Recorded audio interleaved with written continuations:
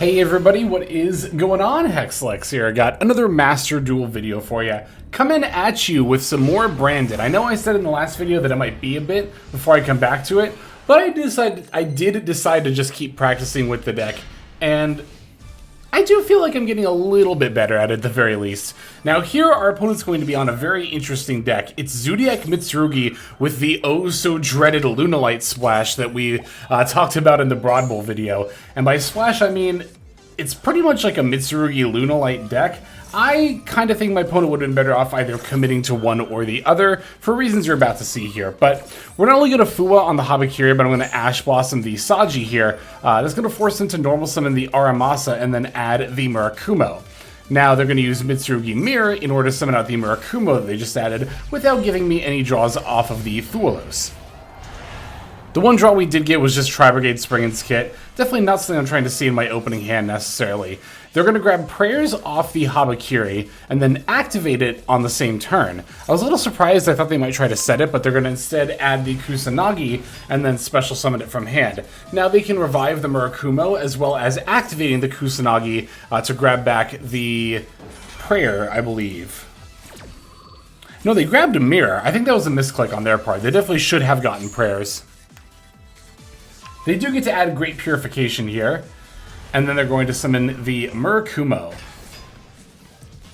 Next up is Pre-Prep. Oh, that's why they put, well, duh, they put back Mirror with its own effect, but I really think they meant to add Prayers off the Kusanagi.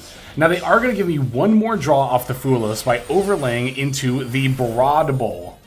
Now, Broad Bowl is going to get to activate here, adding a Beast Warrior monster, and it's going to be the Gold Leo. And I imagine this is normally where my opponent would pivot into the Lunalight stuff, but of course they've already used their normal summon, which I think does end up being a really big weakness of trying to splash Lunalight into other decks like Mitsurugi. You know, a lot of the time, even a deck that doesn't technically need its normal summon might end up using it to play through a hand trap like my opponent did here, right? Now they're going to overlay Drident on top of the Broad Bowl, which does give me another draw, but it's just another copy of Aliber. However, that second draw being Branded Fusion was very nice. So is this Fallen of the Virtuous Rip off the top.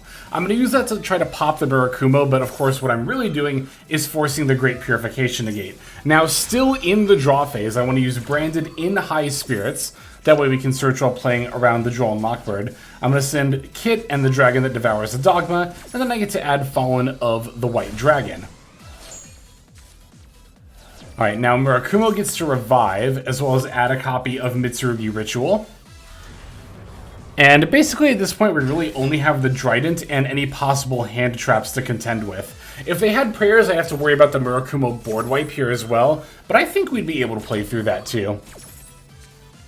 So they're going to force me to discard, easy discard of second Aliber here. Opponent's going to try to use Drident to pop Fallen of the White Dragon, but I'm actually going to chain Branded in red. That way I can add back the Aliber I just used to discard, and then fuse it with the Fallen of the White Dragon. That way Drident doesn't just get to pop it for free, but now I get a fusion monster out of it, which is going to end up being Lubellion the Searing Dragon. Drident fizzles, Fallen can still summon Ecclesia from the deck. And now we're going to go for Lubellion effect, discarding Aliber in order to fuse with the Fallen of the White Dragon in the Banished Zone to summon out a Mirror Jade. It's worth remembering what you summon with Branded Red cannot attack directly, so that's why I wanted to fuse away the Lubellion. But now I'm just going to use Branded Fusion in order to make the Albion. Albion then gets to activate here.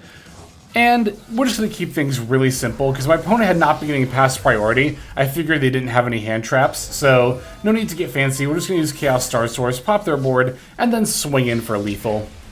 More than lethal. We even have the Ecclesia attack left over here. But there we are. Very simple and clean OTK going second there. You love to see it.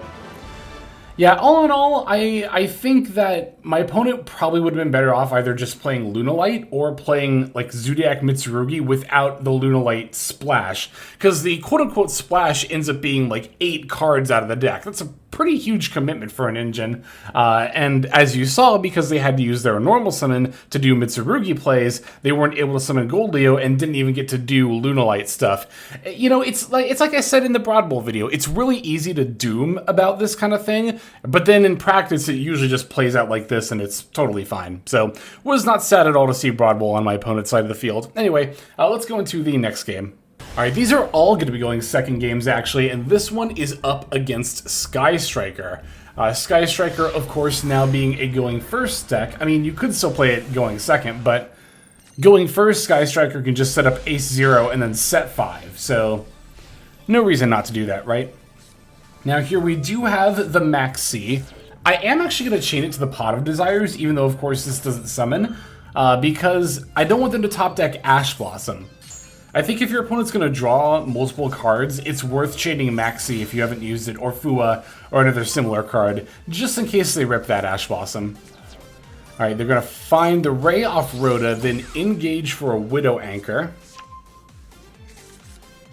Normal summon Ray, they're going to use Ray's effect, going into the Ace-0. It's going to give me one draw, finding Magnum Hut, which is really good given that they have Ray in the graveyard. Now they're going to add Engage off of Ace-0, which is going to, in turn, add a copy of Linkage. They'll get a draw as well. They're going to set 4 cards, and then going into their end phase, I'm going to Magnum Hut the Ray. This not only allows me to get the Ray out of the graveyard, but now I can search Fallen of the White during the end phase. Very, very powerful. Alright, drawing for turn, we top deck Fallen of the White anyway, because of course, why not? But we'll activate sending Albion or to special summon. This will trigger the Widow Anchor on their side. I think they only have 2 spells in the graveyard, or is it 3? They have 4 actually, but they choose not to take to keep the rest of their Sky Striker spells live. We're going to use Quem to dump the Branded Retribution, and then we'll Synchro Summon into Ecclesia and the Dark Dragon.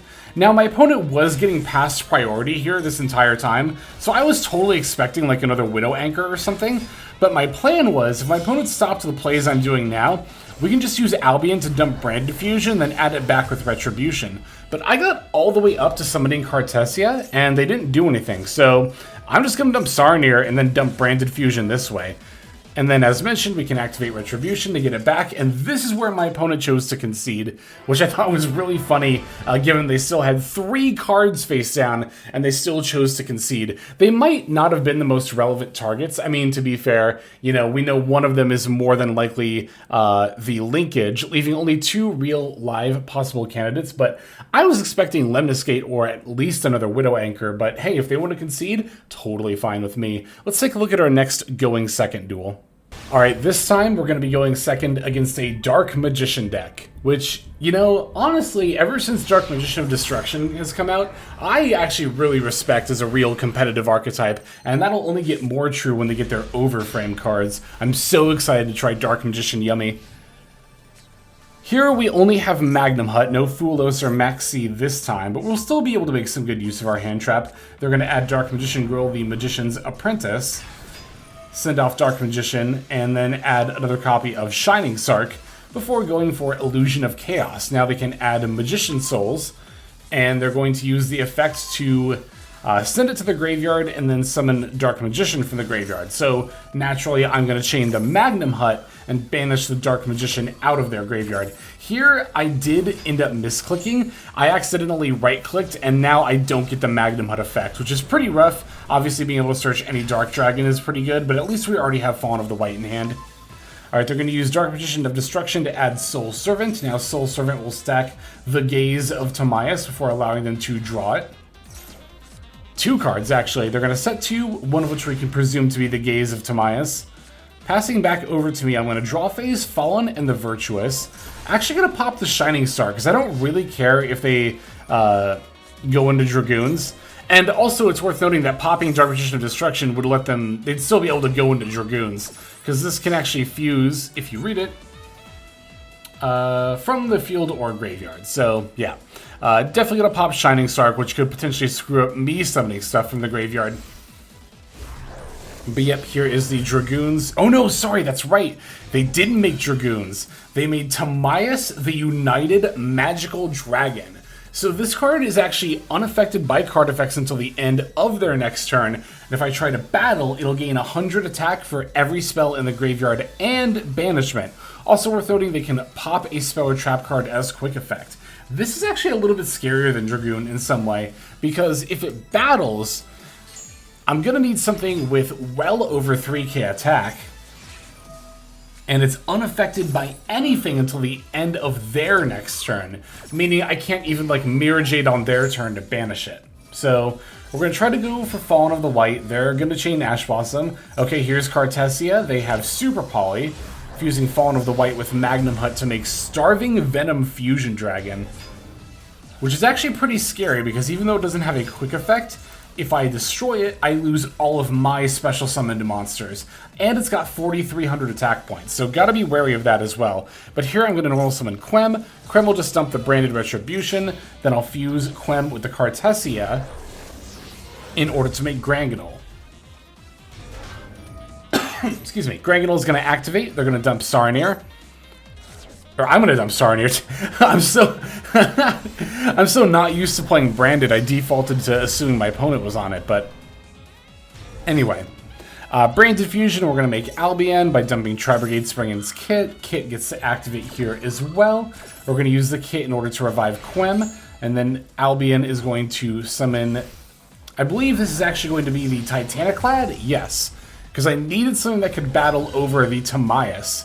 The Timaeus can currently get up to 3,500 attack points, so Titaniclad being at 3,700 was really important. Well, it was 36, now it's 35, because I added back the Fallen and the Virtuous. But we can battle over that, set Fallen and the Virtuous, end phase, we're going to go Branded and High Spirits to add back. Then I'm going to use Albion in order to add Branded and Red. Now still in end phase, I'm going to activate Branded and Red. They're going to chain Joel and Lockbird, which is really funny. That end phase search was my only search during the whole turn, but Branded and Red, I'm going to add back Albaz and then fuse it with the Albion on my field. And now I can make Mirror Jade. And now I can Mirror Jade banish Starving Venom so that way it doesn't get the Destroy effect. And even if I can't use Mirror Jade going into my opponent's turn, I still have Cartesia, Quem, Fallen of the Virtuous, and Granganol going to my opponent literally in straight up top deck mode, no cards in hand or field. So that Timaeus and Starving Venom combo was actually looking kind of scary for a moment there, but we were able to push through thanks to all of our engine. Like if I had had Super Poly, it wouldn't have been a problem, right? But here, well actually the Timaeus still would have been unaffected, so still would have had to battle over that. But yeah, using our engine and little branded wits we have alone, we were able to persevere. Anyway, I have one last game, and then we'll take a look at the deck list. And this last duel is actually going to be a mirror match, which mirror matches really scare me when it comes to branded specifically, because I am just always of the assumption that my opponent's going to know more about the deck than I do. Thankfully, in this case, I don't think that actually ended up happening, but I'm not gonna knock on my opponent too much at all, because I am far from a branded expert, and I probably made very many misplays in this video that an expert could point out. But we're gonna Ash Blossom, Fallen of the White Dragon. I don't like saving Ash Blossom for Branded Fusion anymore. I would much rather just take out Fallen of the White Dragon. Here they have Springin's Kit, and they're going to use that in order to add the Branded Fusion. And I think my opponent here was just on old combo lines, because they're going to dump Lubellion with Albaz, old Albaz, in order to make Albion. And then they're going to use Albion to fuse the on-board Fallen of Light and Springin's Kit to make Lubellion. Now Lubellion's going to activate, dumping a Mulch Army Perulia, and now they're just going to make a Mirror Jade. They do have the Overframe, which looks very nice, but after that they're going to tribute Albion for Lubellion, then activate Lubellion to place Branded Lost. So yeah, my opponent's on the new cards, I just think they haven't updated their combo lines yet, which again, I'm not knocking them at all. Totally understand as someone who barely knows Branded. That's cool, the Overframe has like the special sound effect too, that's really nice. I am a little confused as to why they dumped the Fallen and the Virtuous to activate Branded opening. I guess it was to get Cartesia on the field? And Quem? I guess that makes sense, yeah. But here, I mean, I'm just going to Super Poly and they're going to concede right off the bat. We're pretty obviously just going to fuse Mirror Jade and Quem. Is that possible? Can I do that? Yeah, I can make Despian Coritis with that. Yes, so we would have just done that, leaving them with Cartesia and no other monsters on hand or field, so it would not have been able to fuse, and then it would have been a pretty easy dub from there. So there's the gameplay. Let's take a look at the deck list, and then we'll finish off. Alright, so here is my 40 card branded list. The same one from not only the last gameplay video, but also the initial guide video I made, which is going to be linked down in the description below. Still on a 40 card list. Like I said, I'm trying to learn the deck, and I feel like, although the 60 card grass list has a lot of merit, and I would like to try it out soon, I really want to get a hang of using these few amount of pieces here before we add even more inch into the puzzle. And it really does feel like a puzzle trying to play this deck a lot of the time. It's very, very complicated. There are so many moving parts to keep track of. For me, the hardest part is just keeping track of what I haven't used yet and how I could use it to push through my opponent's board. It feels like I'm just trying to see the future, you know, Doctor Strange style, looking at all the possible timelines when playing this deck. But all in all, I do think it is quite fun. It's very rewarding when you feel like you're actually starting to get the hang of it. So who knows? Maybe this time around I'll actually stick with Branded a little bit more than I have in the past and actually try to really learn it. But yeah, I really like this list. We were not on that many hand traps, just the Ashwasson, Fua, and Maxi, but of course we have both Super Poly and naturally the Fallen and the Virtuous to act as board breakers. I was thinking about the extra deck. I don't think I necessarily need both Muddragon and Garura as Super Poly targets. If I was playing in a tournament, then I think I would definitely put in Sea Monster of Theseus. And the reason I specify a tournament is because I think on Ranked Ladder right now, a lot of people are going to be playing newer decks over the first couple of days the pack is legal, like Branded and Enacraft and that kind of a thing. But in a tournament where people are going to bring the best decks or where they think will win, then I would expect to see a lot more Cool Tune in the field. So I think having that target against Cool Tune is probably more important in that setting than having the Garura here. But you could also just put in, obviously, another piece of like Engine extra deck, you know, an Engine extra deck card, like the Sword Souls, which I have not pulled or crafted. I don't know if I'm actually going to end up trying this card, the 3 Champions of Sword Soul. I might try to find some gameplay of it possibly and see how useful it is in other builds before I commit to crafting it, but that is definitely another extra deck option that you could consider. But yeah, I've been really enjoying this list, and actually enjoying practicing Branded more than I thought I was going to. So, as always, if you have any suggestions for the build or gameplay tips, especially for a deck like this where I feel like I'm still a little bit out of my depth, feel free to leave comments. Always looking forward to that, and really do appreciate it.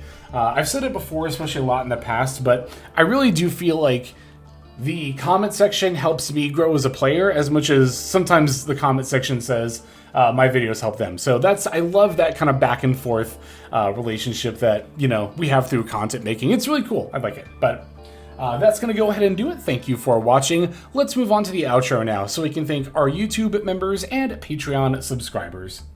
Hey everybody, Hexlex here. Thank you so very much for watching all the way to the very end of the video, which by the way is one of the best ways to support the channel. Speaking of supporting the channel, take a look at the names on screen. These are folks who have been so generous as to either join as a YouTube member or subscribe over on patreon.com/Hexlex to support. There's also perks for doing so.